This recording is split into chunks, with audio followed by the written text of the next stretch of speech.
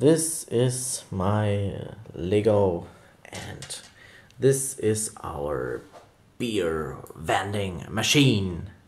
So you have a reservoir of you have a reservoir, then you have a motor and kind of gears that will either separate one cup and let it fall down into the wagon, or transport the wagon on this train. I don't know if you see it.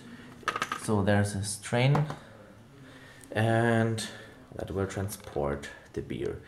This is the work of our company with 2 trainees starting here, and their task is to build this automaton that is able to serve a cup of beer. Yes.